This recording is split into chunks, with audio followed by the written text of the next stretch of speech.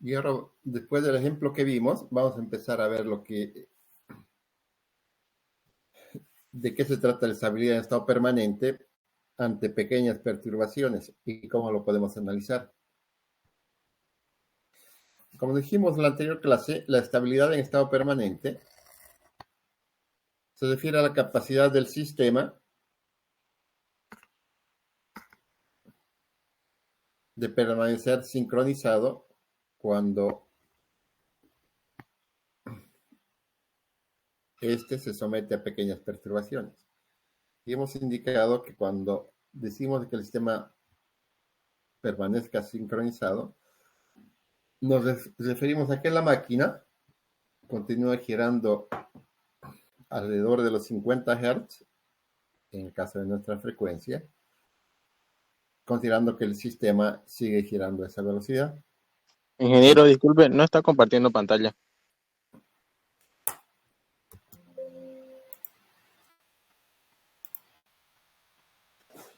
Sí, tiene razón.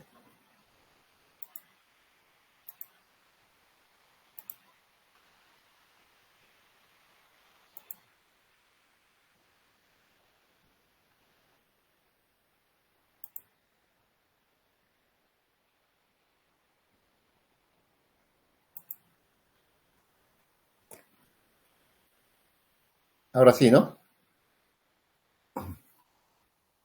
Sí, ingeniero, ahora sí. Recapitulando, dijimos que la estabilidad en estado permanente es la capacidad que tiene el sistema de permanecer sincronizado cuando se somete a pequeñas perturbaciones. Decíamos que permanecer sincronizado entendemos de que el generador o la turbina que está sufriendo la perturbación continúa girando en sincronismo, es decir, alrededor de los 50 Hz, a la misma velocidad que está girando el sistema, considerando lo que habíamos dicho la anterior semana, la barra infinita en la que el sistema es tan grande que lo que sucede en la máquina no le va a afectar al sistema.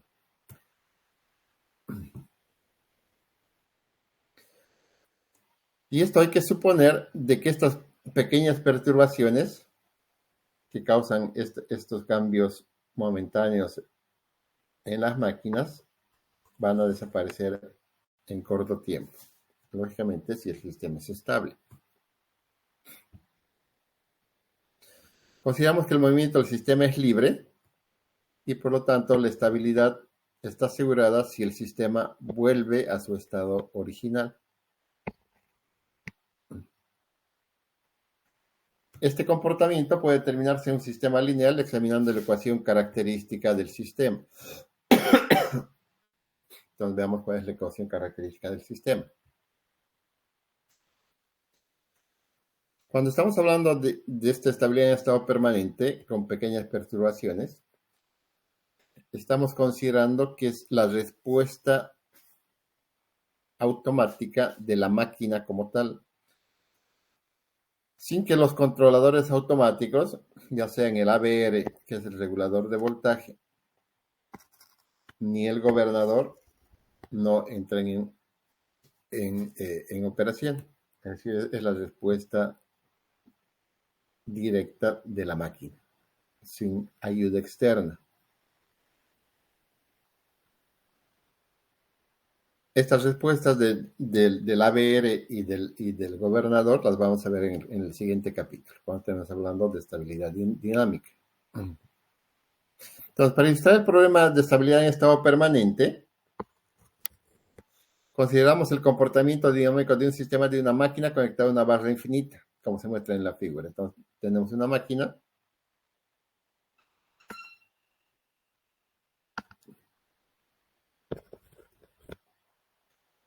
con su voltaje en vacío, E', su reactancia transitoria, el voltaje en bornes del generador y el sistema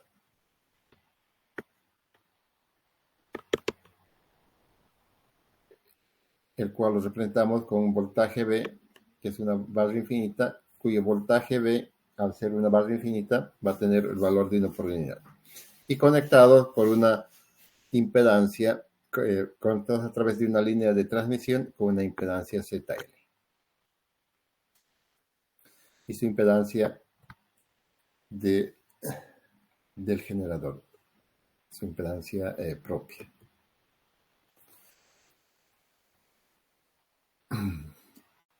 De la ecuación 1129, que vimos que la potencia eléctrica, cuando habíamos visto nuestra ecuación de oscilación, era igual a la potencia máxima, recordando que la potencia máxima es igual al voltaje, la magnitud del voltaje en vacío multiplicado por el voltaje en bornes del generador, dividido entre la reactancia transitoria, entre la reactancia del generador, por el seno del ángulo de potencia. Y vimos que la ecuación 1121, la ecuación de oscilación, era h, que era la constante de inercia, dividido entre pi por la frecuencia del sistema, por la segunda derivada del ángulo de potencia, es igual a la potencia de aceleración, donde la potencia de aceleración es la potencia mecánica menos la potencia eléctrica.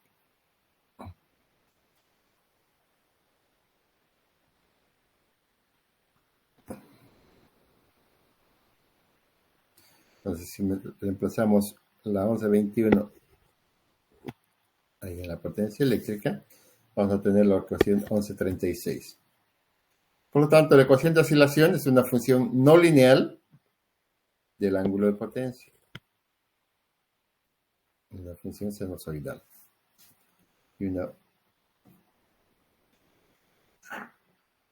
Para pequeñas perturbaciones,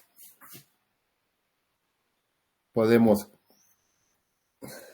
linealizar la ecuación de oscilación con muy poca pérdida de precisión. Y lo hacemos de la siguiente manera. Decimos que el ángulo de potencia, delta, es igual al ángulo de potencia original antes de la perturbación, más el cambio de potencia, del ángulo de potencia que se va a producir por la perturbación. Entonces, considero una pequeña desviación, delta del ángulo de potencia, desde el punto de operación inicial, es decir, la ecuación 1137 que le hemos descrito. Si la sustituimos esa en la ecuación 1136, aquí en la segunda, aquí donde tenemos delta y aquí donde tenemos delta,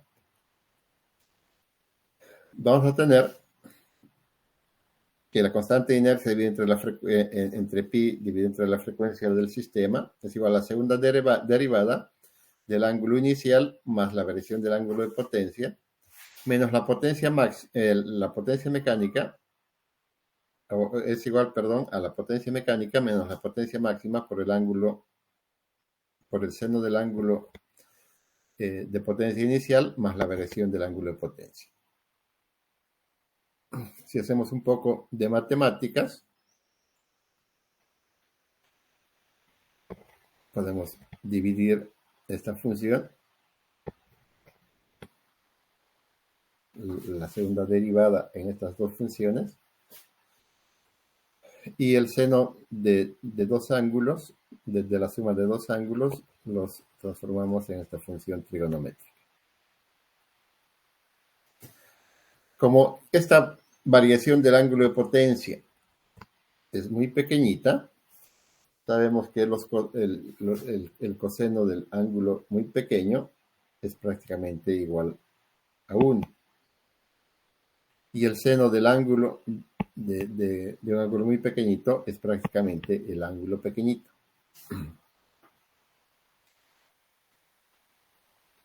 Entonces, si el coseno del ángulo de potencia es 1, entonces esto se va a hacer 1. Y este se va a hacer el ángulo de potencia. Entonces, si reemplazamos eso, vamos a tener que va a ser igual a la potencia mecánica, va a ser menos la potencia máxima por el seno del ángulo inicial, menos la potencia máxima por el coseno del ángulo inicial por la variación del ángulo de potencia. En el estado de operación inicial, puedes decir que se va a ser, es decir, antes de la perturbación, va a ser igual a la constante de inercia, dividido entre pi por la frecuencia del sistema, por la segunda derivada del ángulo inicial, que es igual a la potencia mecánica menos la potencia máxima por el seno del ángulo de potencia, del ángulo de potencia inicial. Entonces estamos agarrando esta función y esta función.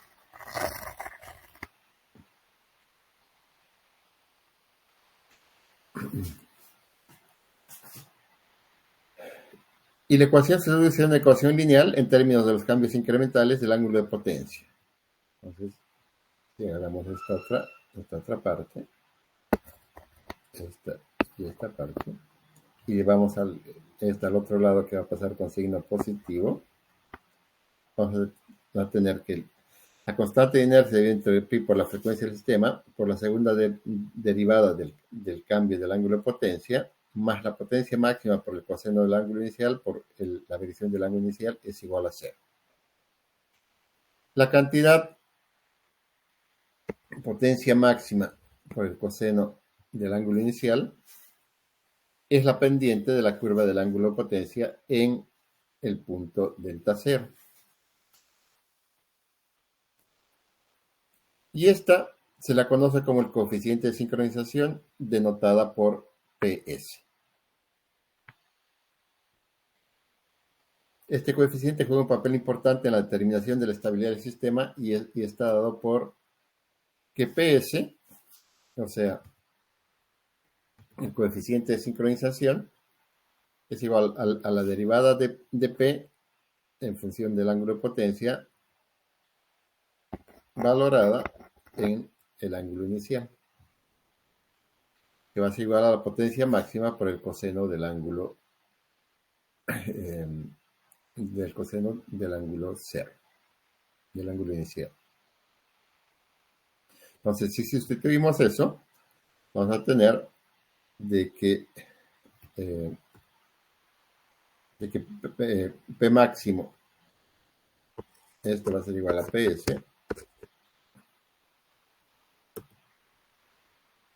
entonces vamos a tener que la constante de inercia entre pi por la frecuencia del sistema, por la derivada segunda del cambio del ángulo de potencia, más el coeficiente de sincronización por el cambio del ángulo de potencia es igual a 0.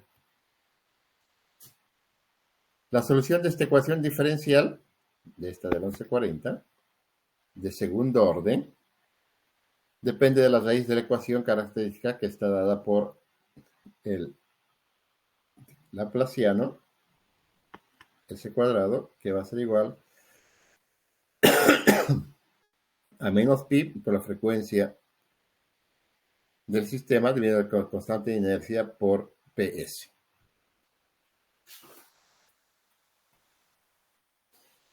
Esto quiere decir que si PS es negativo, tenemos una raíz en la mitad derecha del plano S. Entonces tenemos aquí, este es el plano S, este es menos S. Si PS es negativo, vamos a tener una raíz en alguna parte de aquí. Y esta respuesta va a aumentar exponencialmente. Va a crecer, por lo tanto se pierde estabilidad. Pero si PS esto es cuando PS es negativo.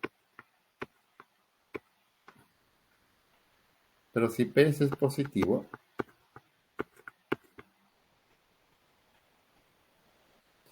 vamos a tener dos raíces en el eje menos JW. Vamos a tener dos raíces aquí, en alguna parte. Y el movimiento va a ser oscilatorio y no amortiguado.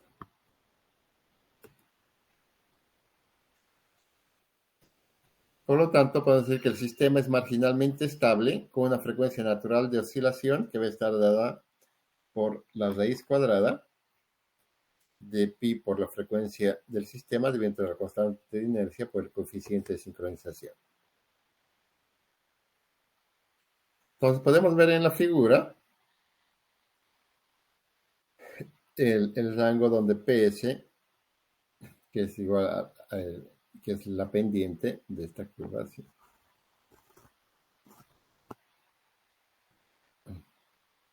Es positivo si se encuentra entre 0 y 90. Entonces, en cualquier parte de acá, la pendiente de esta curva va a ser positiva,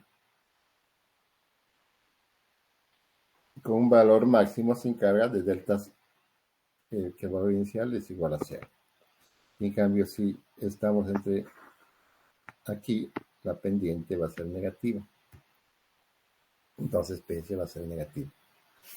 Mientras hay una diferencia en la velocidad angular entre el rotor y el campo giratorio resultante del entrehierro, la acción del generador de inducción tendrá lugar entre ellos y se establecerá un par en el rotor que tienda a minimizar la diferencia entre las dos velocidades angulares. Entonces, esto es lo que hace que nuestro generador vuelva a la normalidad. Entonces, si tenemos una diferencia entre la velocidad de giro del rotor y el campo resultante en el entrehierro, la acción del motor de inducción va a dar lugar a ellos y se va a establecer un par en el rotor que tiende a minimizar esa diferencia entre las dos velocidades angulares. Entonces, si tenemos dos velocidades angulares que están girando, y esta es la del rotor y esta es la del entrehierro, por decir, aquí se va a generar un par, que va a ser la respuesta automática del generador, que tienda a que este par se vuelva a estar en fase y volver la pequeña perturbación en una condición permanente de operación. Y a eso se llama par de amortiguación, a la acción ejercida por el rotor para disminuir la diferencia triangular entre la velocidad de giro del rotor y la velocidad angular del entrehierro. Esta potencia de amortiguación, este par de amortiguación, es aproximadamente proporcional a la desviación de la velocidad. Entonces, el par de amortización va a ser igual a D por la derivada del ángulo de potencia, donde D es el coeficiente de amortiguamiento que puede determinarse a partir de los datos del diseño o por pruebas. Si no tenemos los datos del fabricante del coeficiente de amortiguación, lo podemos obtener mediante pruebas y mediciones que hagamos en la respuesta del generador.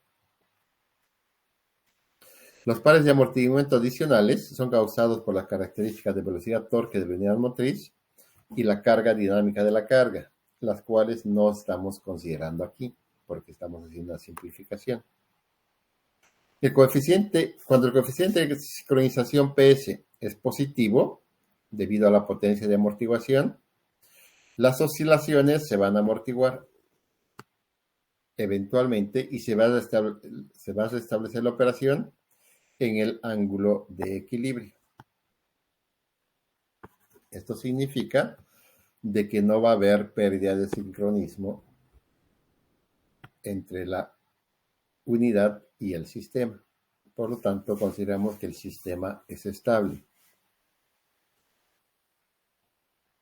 Si tomamos en cuenta la amortiguación, o sea, la constante D, la ecuación de oscilación linealizada se va a convertir en lo siguiente.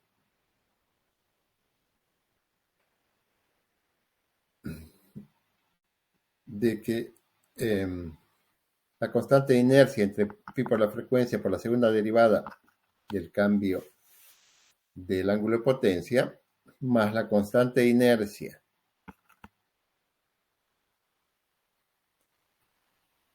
por la derivada, que es esta, ¿no? Por la derivada del cambio del ángulo de potencia, más el coeficiente de sincronización PS por el cambio del ángulo de potencia es igual a 0. Y esta podemos escribirla en la ecuación 1145, que va a ser la segunda derivada del cambio del ángulo de potencia más pi por la frecuencia del sistema dividido entre la constante de inercia por el era el coeficiente de amortiguamiento por la derivada del cambio del ángulo de potencia más pi por la frecuencia del sistema dividido entre la constante de inercia por el coeficiente de sincronización por el cambio del ángulo de potencia es igual a 0. O en términos de la ecuación diferencial estándar de segundo orden, podemos reescribirla en función de esta 2 veces lambda por la frecuencia natural de oscilación, por la derivada, etcétera, por la frecuencia natural de oscilación al cuadrado por delta n, donde lambda va a ser igual al coeficiente de sincronización dividido entre 2 por la raíz cuadrada de pi por la frecuencia del sistema dividido entre la constante de inercia por el coeficiente de sincronización PS. Y la frecuencia natural de oscilación, que ya la vimos en la ecuación 1142, es igual a la raíz cuadrada de pi por la frecuencia del sistema dividido entre la constante de inercia por el coeficiente, por la constante de amortiguación. Entonces, la ecuación característica, si la transformamos a una ecuación de Laplace, va a ser igual a s cuadrado más 2 veces lambda por la frecuencia natural por s más la frecuencia natural de oscilación al cuadrado, que va a ser igual a 0.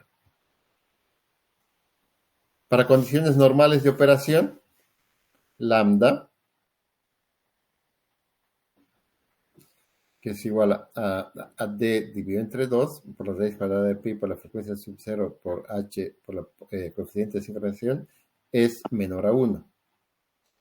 Por lo tanto, las raíces de la ecuación característica, S1 y S2, solucionando esta ecuación, va a ser igual a menos lambda por la frecuencia natural más menos la j por Wn por la raíz cuadrada de 1 menos lambda cuadrado.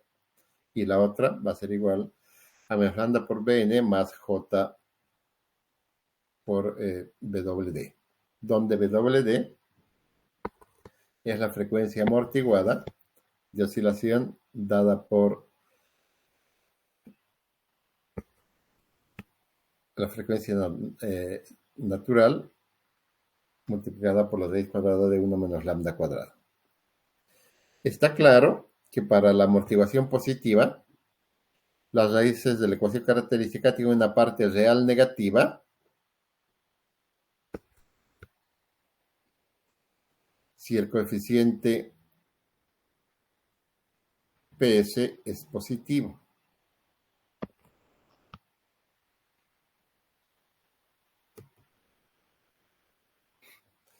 Y en esa condición la respuesta es limitada y el sistema es estable. Ahora escribimos la ecuación 1146 en forma de variable de estado. Esto hace posible extender el análisis a sistemas de varias máquinas. Entonces, si decimos que x1 es igual a la variación del ángulo de potencia y x2 es igual a la variación de la velocidad angular, que va a ser igual a la derivada del cambio del ángulo de potencia, donde la derivada de x1 es igual a x2 y la derivada de x2 es igual a menos la velocidad, la frecuencia natural al cuadrado por x1 menos 2 veces lambda por la frecuencia natural por x al cuadrado. Entonces, podemos escribir en forma matricial que la matriz de la derivada de x1 y x2 es igual a la matriz 0, 1 menos la frecuencia natural al cuadrado menos 2 veces lambda por la frecuencia natural, que multiplica la matriz de x1 y x2. donde podemos decir que la matriz A es esta. Y esta es la ecuación variable de estado no forzada o la ecuación de estado homogénea. Si las variables de estado x1 y x2 son la respuesta deseada, definimos el vector de salida y sub t como que y sub t va a ser igual a la matriz identidad 1, 0, 0, 1 por las variables, la matriz de las variables x1 y x2. Donde podemos decir que el vector de salida y sub t va a ser igual a c por xt. Transformando con Laplace, tenemos que s por xs menos x inicial es igual a por x en el plano s. O xs es igual a la diferencia entre s y menos a la menos 1 por x en la condición inicial, donde si menos a es igual a esta matriz. Entonces, si sustituimos xs, que es igual a si menos a la menos 1, vamos a tener que xs es igual a esa identidad. Entonces, cuando el rotor es perturbado repentinamente por un ángulo pequeño, que es delta, un cambio del ángulo inicial, un x1 en su condición inicial, que nos va a dar un cambio del ángulo delta 0, y x2 en su estado inicial es la variación de la velocidad antes de la perturbación, que es igual a 0. Es decir, no hay variación. Podemos decir que la variación del ángulo de potencia en el plano S va a ser igual a S menos 2 veces lambda por WN por la variación del ángulo inicial dividido entre S cuadrado más 2 veces lambda por WN S más WN al cuadrado. Y que la variación de la velocidad angular en el plano S es igual a menos WN al cuadrado por la variación del ángulo inicial dividido entre S cuadrado más 2 veces lambda por WNS más WN cuadrado. Con la inversa de la transformada de Laplace resulta una respuesta de entrada 0. Entonces la variación del ángulo de potencia va a ser igual a la variación del ángulo inicial dividido entre 1 menos lambda al cuadrado por E a la menos lambda WNT por el seno de omega de t más 0, o más teta, mejor dicho, que es lo que hacemos en 1158, y la variación, el cambio de la variación de la velocidad angular es igual a menos WN por la variación del ángulo de potencia inicial, dividido entre la raíz cuadrada de 1 menos lambda cuadrado, por E a la menos lambda WNT por el seno de WDT. Donde omega d es la frecuencia de oscilación amortiguada y tt está dada por el coseno a la menos 1 de lambda. Entonces esto hace que el movimiento de los rotores relativo al cambio giratorio sincrónico va a ser igual, el ángulo de potencia va a ser igual al ángulo inicial más la variación del ángulo de potencia inicial dividido entre 1 menos lambda cuadrado por E elevado a menos lambda WNT por el seno de la frecuencia de oscilación amortiguada por el tiempo más el ángulo teta. Y la velocidad angular del rotor va a ser igual a la velocidad inicial del rotor menos la velocidad natural WN por el cambio del ángulo inicial dividido entre la raíz cuadrada de 1 más lambda cuadrado por E a la menos lambda omega t por el seno de omega d por t. Y la respuesta a la constante de tiempo va a ser tau, o sea, qué tiempo le va a tomar, que va a ser igual a 1 menos lambda WN, que eso, reemplazando sus valores, va a ser igual a 2 veces la constante de inercia, h, dividido entre pi por la frecuencia del sistema, por d, donde d es el coeficiente de sincronización. Y las respuestas establecen aproximadamente 4 constantes de tiempo. Entonces, esta respuesta TS más o menos van a ser 4 constantes de tiempo. De 1142 y 1147, de estas dos, de la frecuencia natural y de lambda, observamos que a medida que aumenta la constante de inercia h, entonces, como h está en el denominador,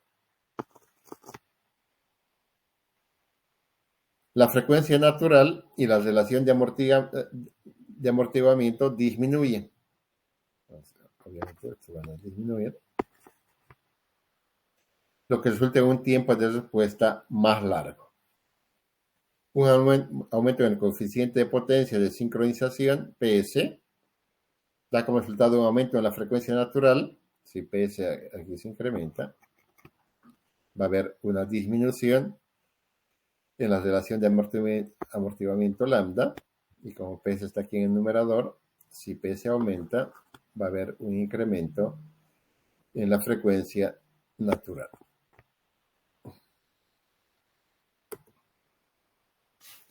Entonces, para aterrizar con todas estas ecuaciones,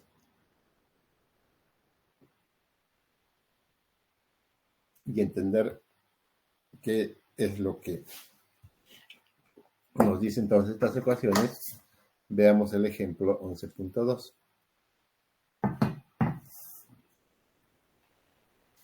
Dice el ejemplo, un generador sincrónico de 60 Hz con una constante de inercia H de 9.94 megajoules por MVA y una reactancia transitoria de 0,3 en datos por unidad, está conectado a una barra infinita, aquí, a través de un circuito puramente inductivo, como se muestra en la figura. Estamos conectados a través de dos líneas, una línea X12 que tiene una reactancia de 0,3 en datos por unidad y una línea en paralelo con la misma reactancia de 0,3.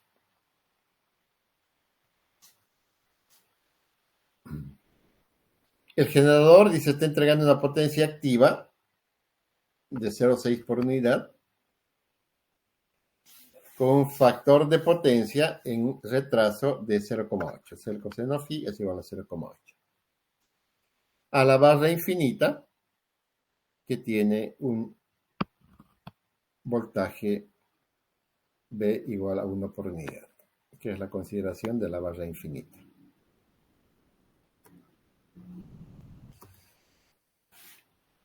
Y también en alguna parte tiene que decir que el generador está conectado a la barra 1 a través de un transformador con una reactancia de 0,2 por unidad. Suponga que el coeficiente de amortiguamiento en datos por unidad D es igual a 0.138. Si consideramos una pequeña perturbación que va a hacer variarnos nuestro ángulo en 10 grados, nuestro ángulo inicial, pongamos que era 30, con esta variación va a llegar a 40, va a haber 10 grados de variación.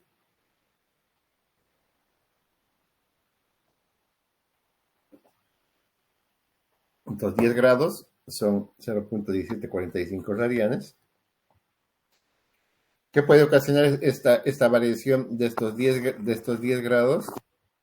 La apertura de los interruptores y luego se cierran rápidamente. Sea una reconexión exitosa.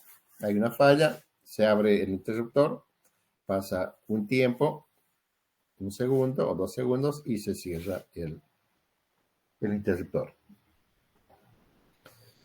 La pregunta es, obtenga las ecuaciones que describan el movimiento del ángulo del rotor y la frecuencia del generador.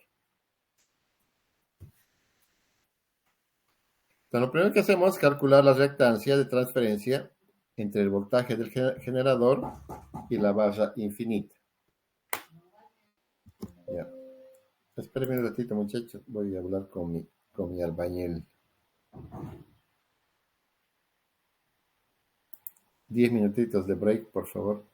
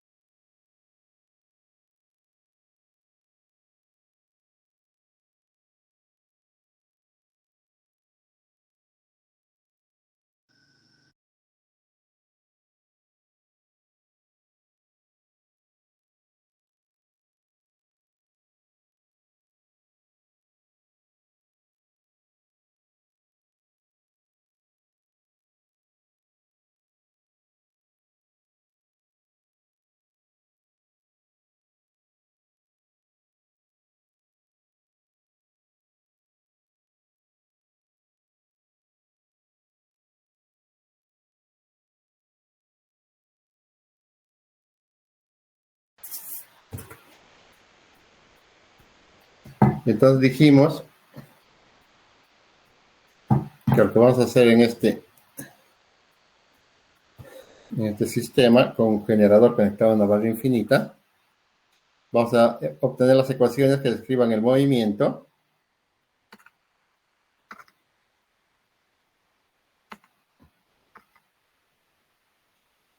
del ángulo del rotor, del ángulo delta, y la frecuencia del generador, la W del generador. Entonces, lo primero que hacemos, encontramos la reactancia equivalente. No tenemos la reactancia que del generador está en serie con la del transformador, que es 0,3 más 0,2. Tenemos estas dos que están en paralelo. Entonces es 0,3 dividido entre 2. Nos da que la reactancia equivalente es 0,65. La potencia aparente dijimos que era 0,6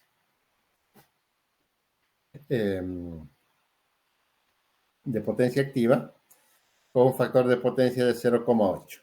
Entonces, para encontrar la potencia aparente, 0,6 dividido entre el factor de potencia 0,8 y por el coseno del ángulo de potencia, que nos da 36.87. Con este 0,75, 36.87 nos da 0,6 de potencia activa más J 0,8 creo que es de potencia reactiva. Eso no importa. La corriente, entonces ahora tenemos un sistema que es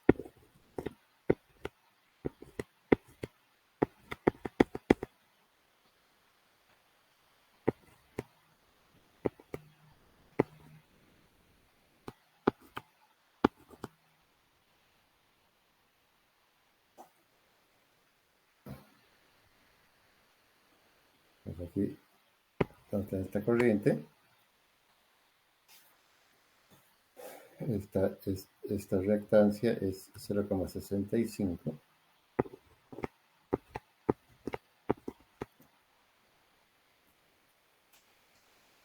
Y tenemos una corriente de 0,75 que es igual a la potencia conjugada, 0,75 con un ángulo de menos 36,87 porque es conjugada. El ángulo es 36,87, como conjugado es menos. Y voy a entrar el voltaje de la barra infinita, que es igual a 1 por unidad, con un ángulo de 0 grados. Entonces nos da que este es el valor de la corriente. Y entonces calculamos, y este es el voltaje de 1.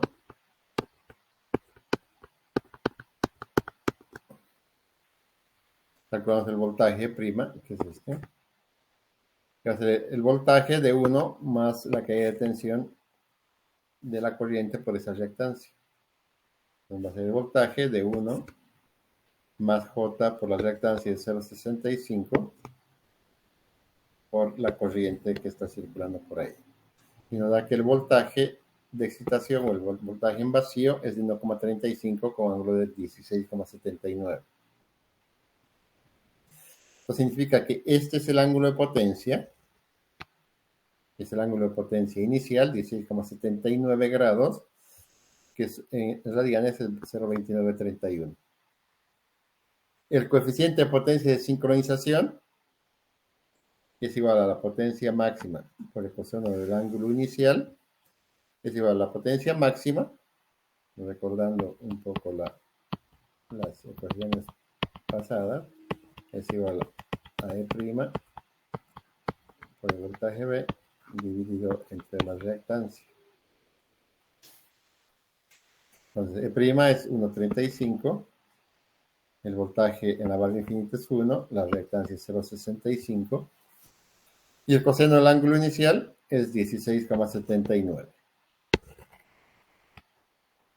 Y nos da que el coeficiente de la potencia de sincronización PS es igual a 1,9884. Con ese dato ya podemos calcular la frecuencia angular de oscilación y la relación de amortiguamiento.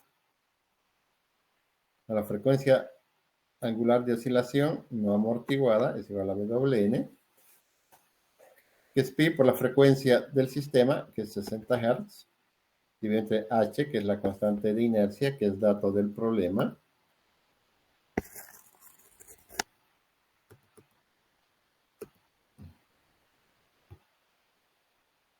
multiplicada por ps, que le hemos calculado en el paso anterior. Por lo tanto, nos da que la frecuencia angular de oscilación es 6.14 radianes por segundo. Y la relación de amortiguamiento, lambda, es igual d entre 2, dividido entre la raíz de pi por la frecuencia del sistema, dividido entre h por la coeficiente de sincronización.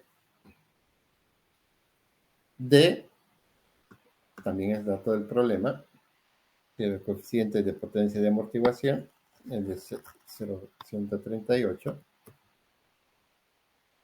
dividido entre 2, por pi por la frecuencia del sistema, dividido entre h, que es dato del problema, y ps que hemos calculado anteriormente. Nos da que la relación de amortiguamiento lambda es 0,2131.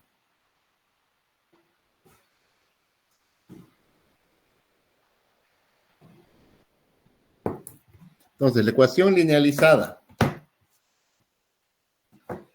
libre de esfuerzos que determina el modo de oscilación dado por 1146, esta es la ecuación 1146,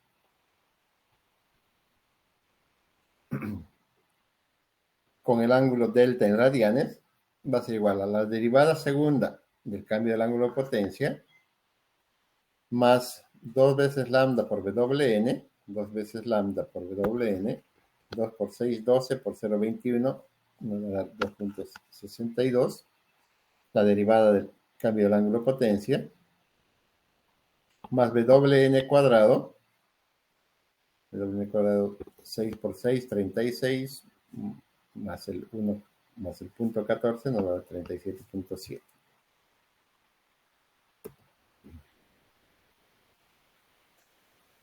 De la ecuación 1150, de esta, la frecuencia angular de oscilación amortiguada va a ser igual que omega t, va a ser igual a la frecuencia natural de oscilación amortiguada, 6,14 calculada en el punto anterior, por la raíz cuadrada de 1 menos lambda al cuadrado, que es 0.2131, y nos va a dar que la frecuencia angular de oscilación amortiguada es 6 radianes por segundo. Esta correspondiente a una frecuencia de oscilación amortiguada que Fd va a ser igual a omega d entre 2pi, que nos va a dar, para llevarlo a Hertz, que va a ser igual a 0,9549 Hertz.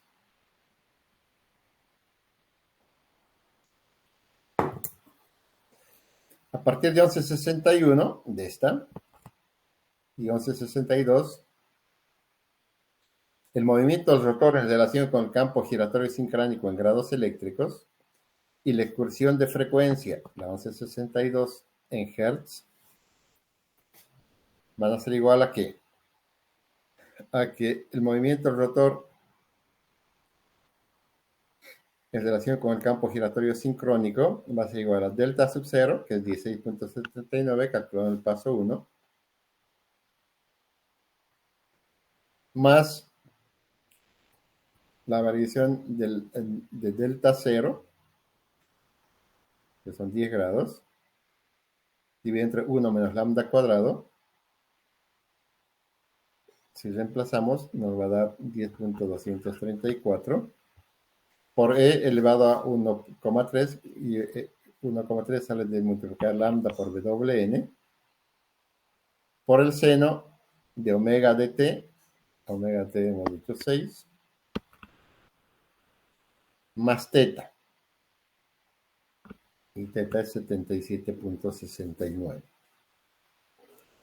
Y la frecuencia, o sea, la expresión en frecuencia, va a ser igual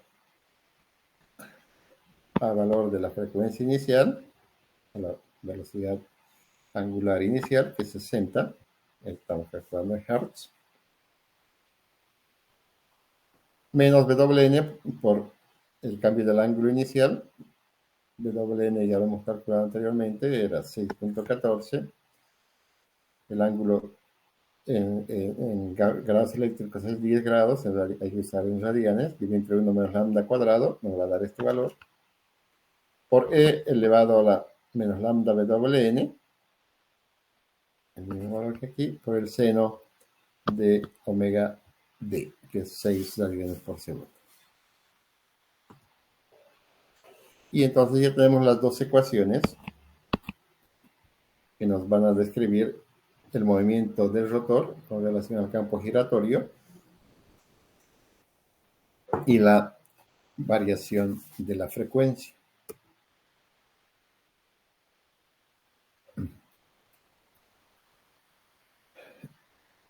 La respuesta, esta es la gráfica, muestra aquí una pequeña perturbación de los 10 grados. Va a ser seguida por una lenta oscilación amortiguada o oscilación del rotor antes de que se ponga la operación en estado permanente a la velocidad sincrónica. Va a empezar a variar el ángulo de su posición inicial, 16 grados, más los 10 grados de la radiación inicial son 26. Entonces empieza a oscilar. Se va amortiguando. Y en un tiempo de 3 segundos se vuelve a estabilizar en su valor inicial, que eran los 15 o los 16 y algo de grados. Y la frecuencia también va a oscilar, va a bajar a un valor, luego su proceso de oscilación va a subir, se va a ir amortiguando la oscilación hasta volverse a estabilizar en los 60 Hz. Aproximadamente entre los 2,5 en los 3 segundos. En el caso de un generador de turbina de vapor, las oscilaciones disminuyen en cuestión de 2 a 3 segundos. En el ejemplo anterior, las respuestas se establecen aproximadamente tau S, que es igual a 4 veces el tiempo de oscilaciones, aproximadamente 4 veces tau. Y tau es 1 dividido entre 1.3, nos va a dar en 3.1 segundos. También observamos que las oscilaciones son bastante bajas en frecuencia y del orden de los 0,0955 Hz. La variación máxima no varía, no llega ni a 0,1 Hz.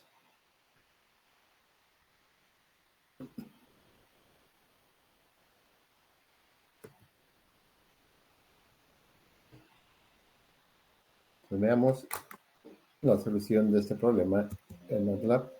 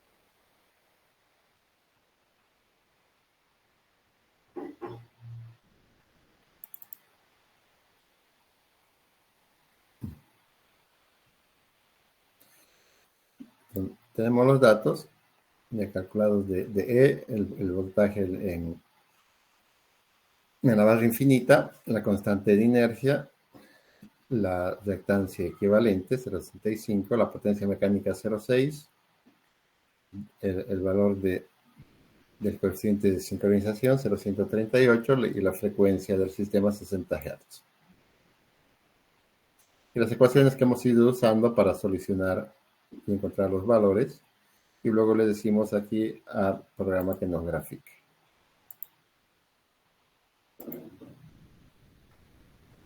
Aquí se encuentran los valores que nosotros hemos encontrado.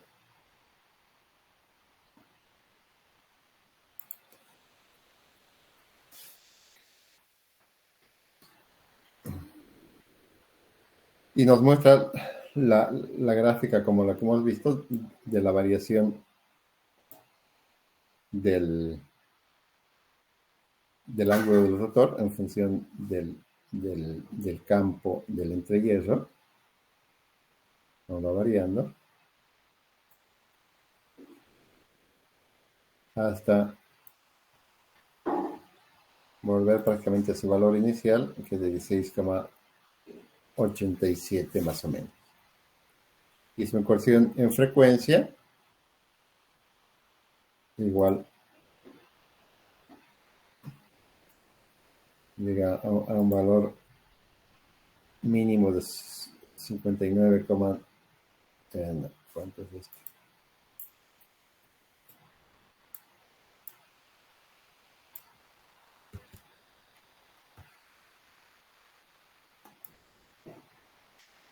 $59,87 más o menos, va oscilando hasta estabilizarse otra vez en los 60 Hz.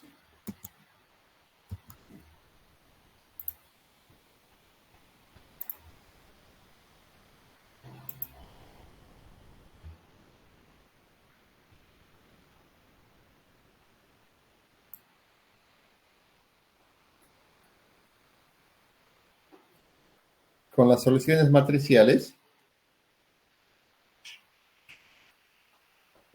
vamos a obtener la respuesta.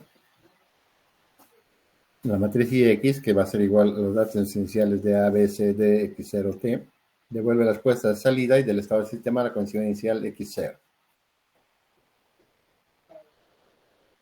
Las matrices de Y y X contienen la salida y la respuesta del estado del sistema en el vector de tiempo regularmente espaciado. Entonces, de las ecuaciones 11.52 hasta la 11.54, la ecuación de estado de entrada 0 para el ejemplo 11.2 va a ser igual a este X1, X2, es igual a esta la matriz A. Estamos reemplazando los valores de WN, de lambda, y la matriz de salida y la matriz de identidad por X1, X2. Las variables de estado iniciales van a ser la variación del ángulo inicial de 10 grados y primero consideramos y la otra consideración es que no haya ninguna variación. Los siguientes comandos de MATLAB se utilizan para obtener la respuesta de entrada 0 para el ejemplo 11.2. Nos metemos estos datos de la matriz A, la matriz B, la matriz C, que es la matriz de identidad, o unitaria mejor dicho, la matriz D, de X0 y estos datos. Aquí que nos cambia a grados y nos cambia a hertz y que nos grafique. Los resultados de la simulación son exactamente los mismos que los gráficos que se muestran en las gráficas de oscilación. Aunque es conveniente suponer que las perturbaciones que causan los cambios desaparecen, ahora investigaremos la respuesta del sistema para pequeños cambios de potencia. Entonces, el ejemplo 11.2.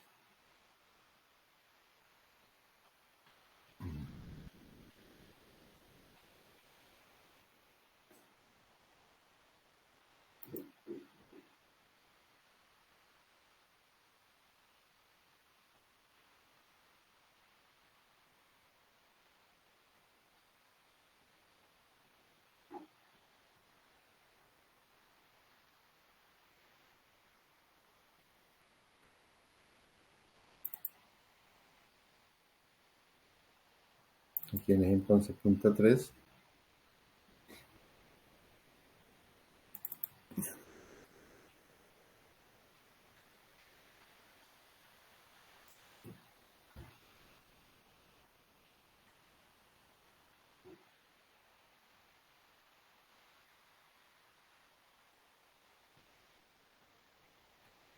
Aquí en la solución que hemos hecho y hemos solucionado por los dos métodos. El primero, el que hemos visto, y el segundo, el que acabamos de ver, escribiendo las ecuaciones de las matrices. La matriz A, 0,1, la velocidad natural de oscilación al cuadrado, menos 2 veces lambda por la velocidad natural. La matriz B, 0,0, la matriz unitaria, la matriz D, que es 0,0, y la matriz de que es el valor inicial de los 10 grados. Que haga eso, que haga los siguientes cálculos y que nos grafique, que cambie de a grados y a radianes y que nos grafique. Entonces, esos datos ya los hemos, pues la solución es rico, ya la hemos encontrado.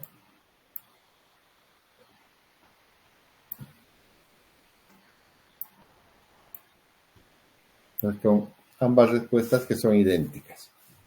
Está usando las fórmulas y está usando las matrices para encontrar las respuestas, que son exactamente las mismas.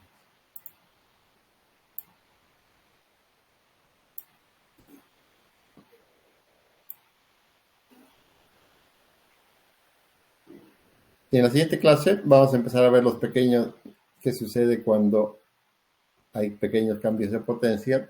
O sea, no es una perturbación de cierre y apertura, por ejemplo, sino que va a haber un ingreso o un retiro de carga, de alguna carga que es pequeña y que no va a generar un gran problema en el sistema, una gran perturbación. Entonces, sigan estudiando para el examen de mañana y nos vemos mañana a las 7 de la noche en el examen. Si tienen alguna pregunta, díganme, si no,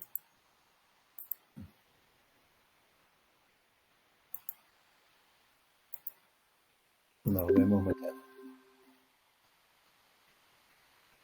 Bueno, chao muchachos, nos vemos.